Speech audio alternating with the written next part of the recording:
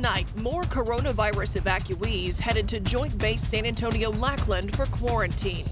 A local company is building medical containers that can keep people who are sick isolated. Tonight, we show you how this can help during medical emergencies like the coronavirus outbreak. After a great Monday, what can you expect for the rest of spring break? Meteorologist Sarah Spivey is here with your forecast in just a few minutes. Thanks for joining us for KSAT News at 9, streaming from right here in the KSAT 12 newsroom. I'm Myra Arthur. The City of San Antonio's health department says it can now test for the novel coronavirus. As of today, San Antonio Metro Health has one test kit from the Centers for Disease Control and Prevention. That one kit could provide testing for up to 130 people. But speaking at a press conference today, Mayor Ron Nierenberg said that is not enough and more are certainly needed. I spoke with HHS myself personally, as did Governor Abbott, and several members of our federal delegation, all requesting the same thing, and that is Texas, all of our cities, but especially San Antonio needs a heck of a lot more testing, and we're requesting that ASAP. Metro Health expects another kit to arrive tomorrow, and that could raise the testing capacity to 500 people by the end of this week. Meanwhile, more coronavirus evacuees are expected to arrive at Joint Base San Antonio Lackland for another 2-week quarantine. They're from the Grand Princess cruise ship. That boat docked this afternoon at a port in Oakland, where the evacuees were screened by federal health officials. Mayor Nierenberg says only asymptomatic passengers will be brought to Lackland. We don't know how many evacuees will be in that group.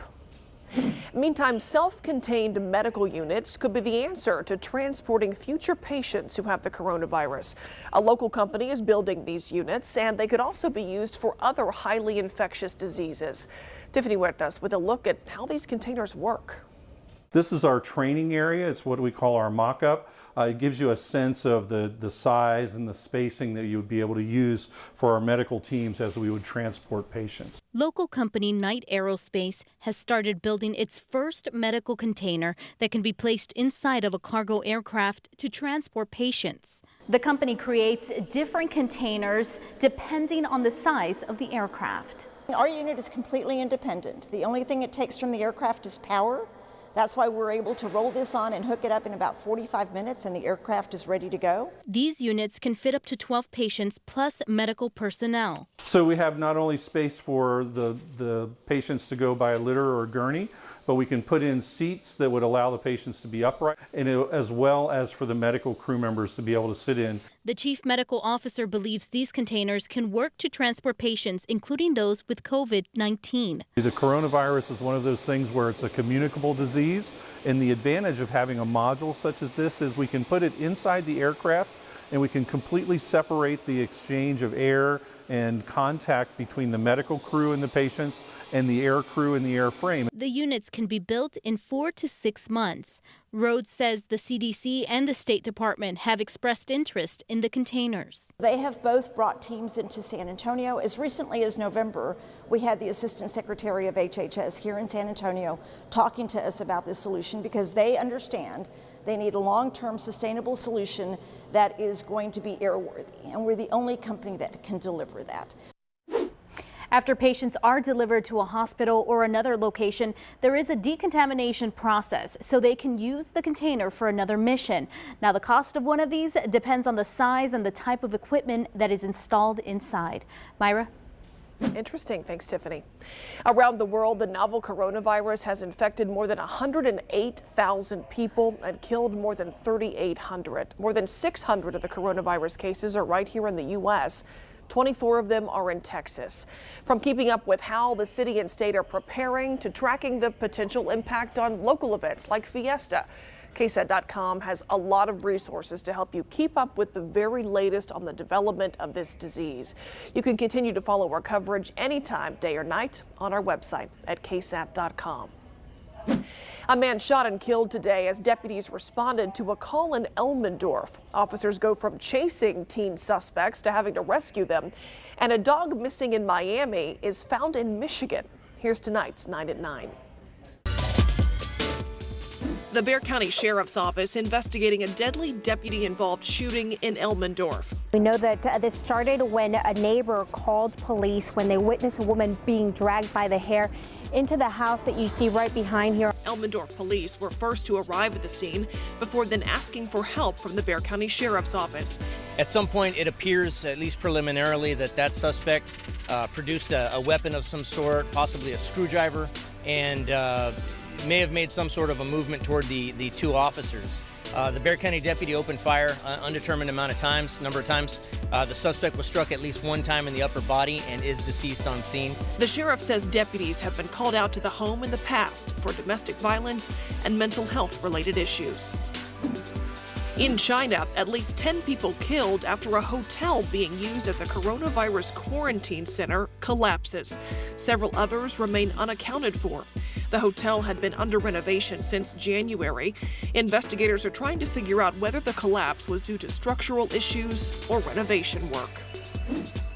Thousands of women in Mexico decided to stay in their homes today to demand justice for victims of gender-based violence and ask the government for help to stop femicides in the country.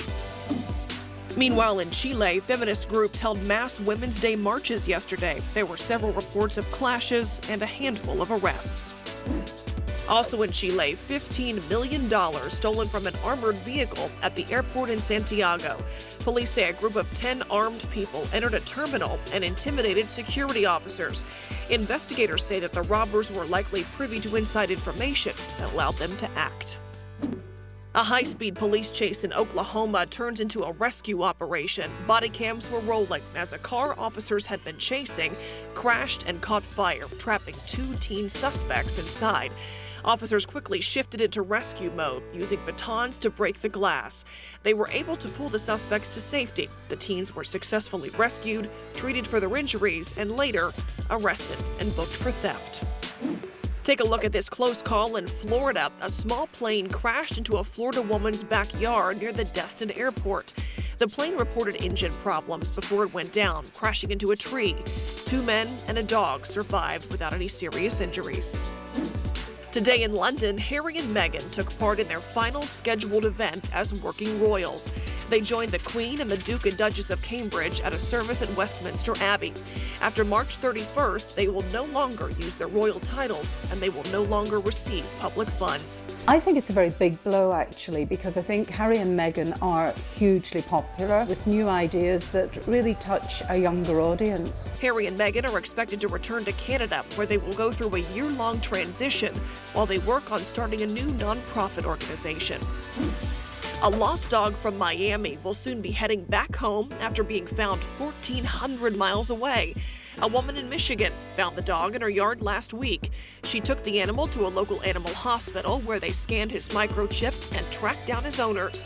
The owners were very happy. He's been missing for 2.5 months, so they're excited to get him back. It's still a mystery how he got so far from home. To read more about these 9 stories, go to KSAT.com. Sarah Spivey is with us tonight to talk about spring break forecast. Yeah. Today, not exactly the ideal. No, not exactly. There were areas of light rain, but we are going to see a little sunshine this spring break, which is, of course, what everybody wants. So let's go ahead and take a look at the numbers today in the almanac. It's cloudy out there still, and we still have some areas of light rain. Right now, the high temperature earlier today was 73 degrees, and we're not too much cooler than that right now. Notice that temperature really only went up 9 degrees from the start of the day at 64 to the afternoon at 73, and we only officially saw about 0.03 of an inch of rainfall at the airport. Here's a look at the Doppler radar throughout the day. You can see just on and off again light rain. Even just in the last 30 minutes or so, we've had a quick burst of showers that has worked its way through the south part of Bexar County. Now some light rain pushing into Wilson County and Guadalupe County, but as the sun has set, we're actually going to be seeing the rain start to really taper off, and we'll just be left with a cloudy evening.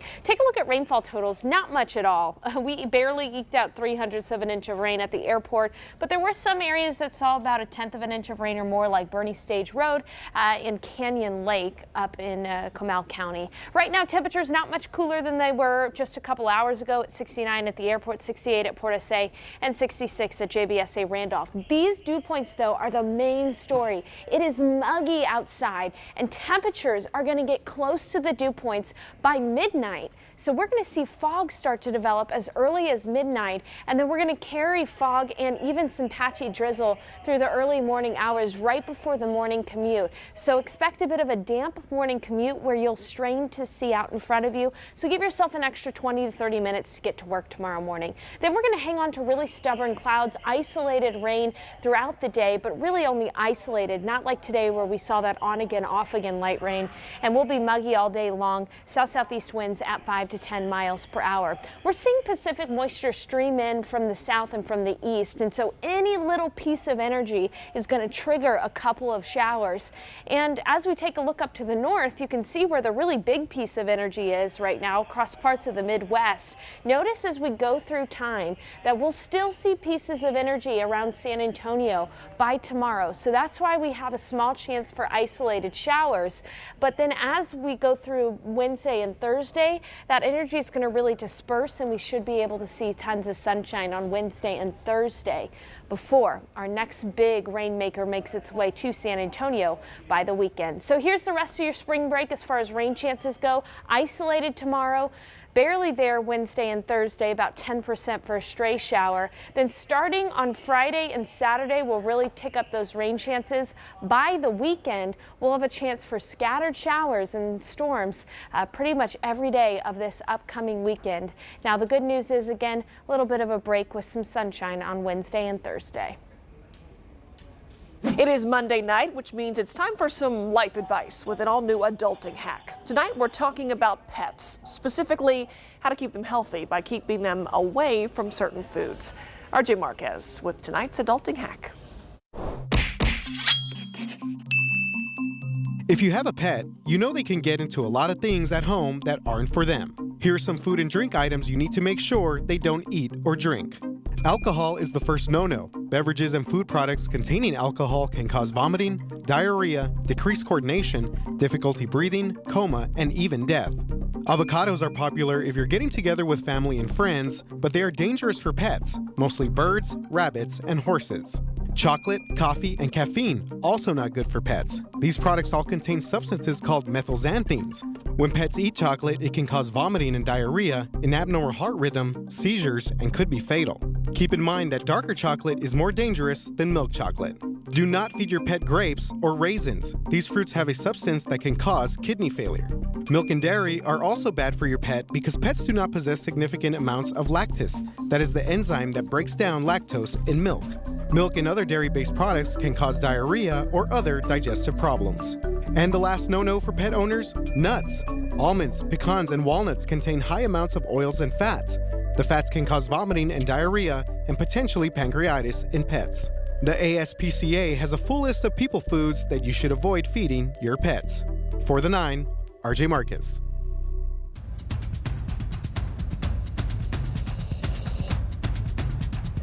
You're watching KSAT News at 9. We'll be back in just 1 minute.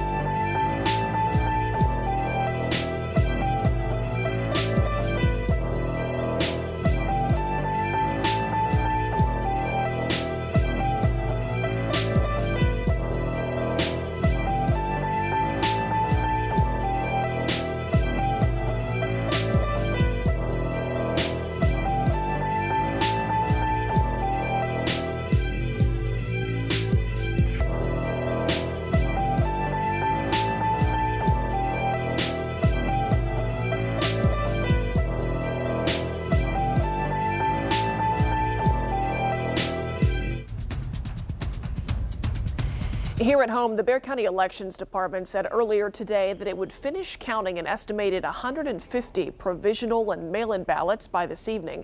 Elections Administrator Jackie Callanan said she didn't expect the results to change dramatically, but both the chairwoman for the Bexar County Republican Party and the defeated candidate for Precinct 2 Constable have indicated they want a recount. Callanan says that she hasn't received an official written request, but there is still time for candidates to ask for one. It's 5 days after the election or 2 days after the canvass, so that window is still open. Candidates can request a recount through their respective parties. They must also pay $100 for each of the county's more than 730 precincts in advance to cover the cost of that recount. Meantime, voters in 6 states will head to the polls tomorrow for more primaries. Those states are Michigan, Mississippi, Idaho, Missouri, North Dakota, and Washington State. It's the next major contest for the remaining Democratic presidential candidates. Here at home, KSAT News at 9 is helping you keep up to date on all your 2020 election news. We email out our Vote 2020 newsletter every Tuesday.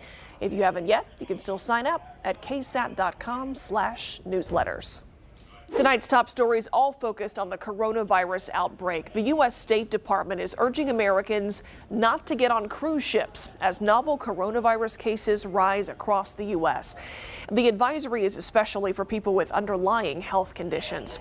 Meantime, the Federal Trade Commission and the U.S. Food and Drug Administration have sent letters to 7 companies accused of making deceptive claims about their products' abilities to treat COVID-19. Among the list of products sold by these companies, teas, essential oils, and colloidal silver.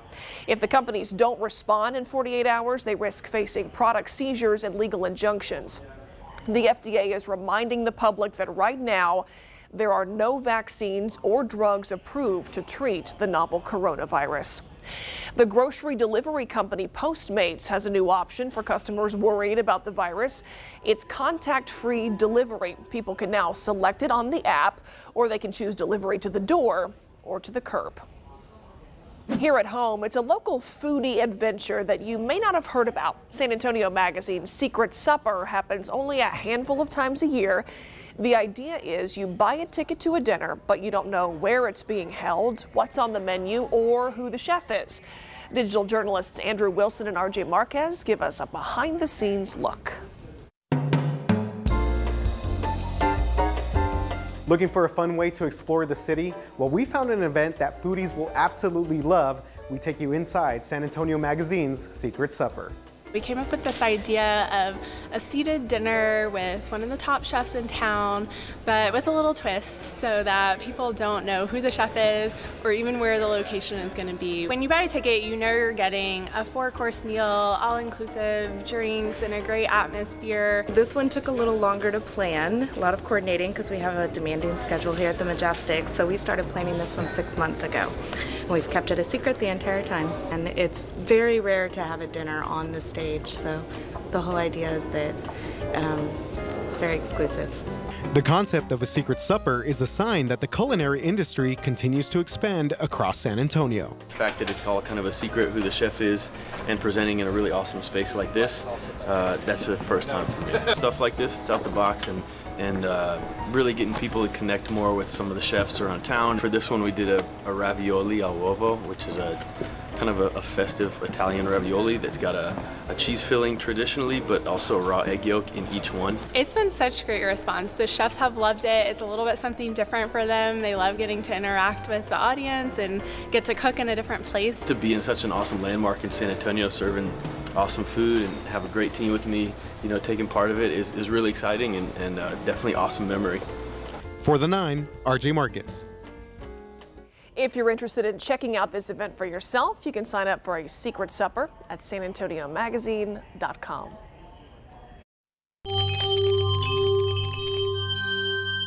Let's go to KSAT.com to find out what's trending today with RJ Marquez. All right, Myra, we start first with a very interesting idea. They've been saying for some time now that bookstores might become a thing of the past. Yeah. And you know what's the best way for that not to happen? What? Serve alcohol. in bookstores. Bring in the booze. Okay. Yeah, even producer Lexi was like, yep, I'm probably going to be hitting up this place when it opens. So this is a bookstore with a bar. It's going to be opening up in Alamo Heights this spring. It's called Nowhere Bookshop. Okay. Yeah, so this bookstore is going to have all sorts of different, of course, books and stuff, but basically be a place for you to just chill, relax, and open up a good book. And a bottle of wine. And a bottle of wine.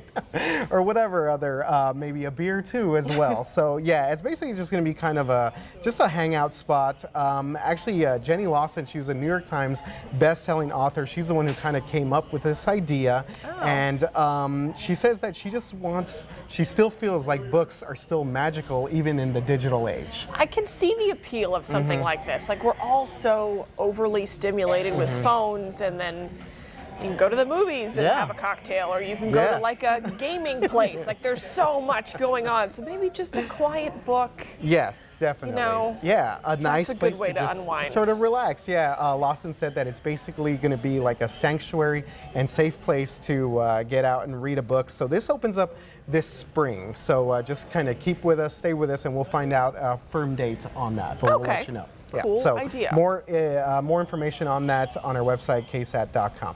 All right, moving on. Another event, another thing that we're talking about here, San Antonio's first Gordita Fest. Coming to the west side. Andrew, why are you looking at me like that?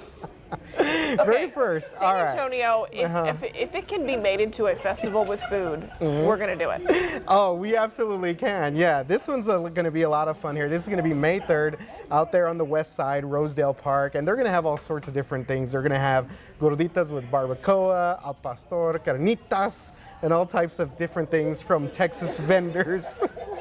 We got carnival snacks, local arts and crafts. It's going to be a pretty big deal. Andrew's going. I know. Andrew's already getting ready to go to Gordita Fest 2020. They're also going to have live music, dancing. So it's going to be a big old thing going on out there. Okay. Yeah. We got the dates and all the locations lined up on our website. One of my favorite ever carnival festival foods is a good gordita. So an entire fest built around it. There we go. Makes sense. Calling RJ's name. Absolutely. And Andrew. Andrew and I going to be hitting it up. All right, last story here, our trending segment. Myra, did you know that today is National Napping Day? No, and I should be celebrating right now. But I'm not. Everyone needs a good nap every now and then, and this is actually a pretty interesting article we have on our website. It's 5 reasons why you should definitely take a nap. 5? 5 of them. Came up with 5? 5 great reasons. I would say because it's International Napping Day. There you go. That's your number one reason. I like the first one. The first one is like, we just lost an hour of sleep. We need to get that back. Yes. Yeah, it kind of throws everyone off. Oh, I'm sorry. It's National Napping Day. I'm ready to take this thing global. Okay. Make it a global thing, yeah. So that's the first one. A couple of other things. They can recharge your batteries, of course. Yes. Lower risk for heart problems, and also it can actually help you get into shape. So sleeping can help you get into shape. I have heard this. It helps with your metabolism, right? Yes. Okay. Yeah. You tend to burn some calories while you're snoozing. Rainy. Yeah, that's all we want to do today anyway. Yeah, absolutely. And it can also boost your creativity. So yeah, a lot of positive things if you're looking for a good nap or reasons why to nap. Yeah. Also, just if you're tired. There you go. That works as well. Yeah. So that is what is trending today, Myra, on KSAT.com. All right. Thank you, RJ. All right. Thanks. We'll be right back.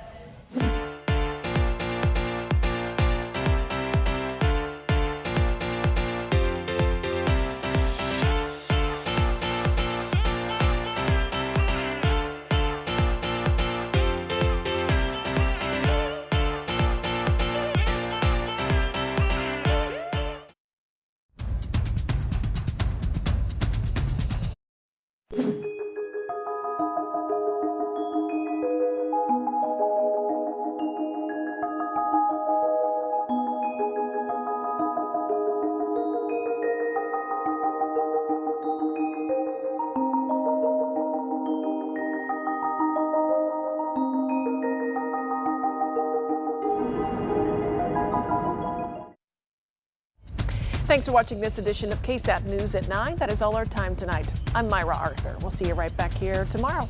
Good night.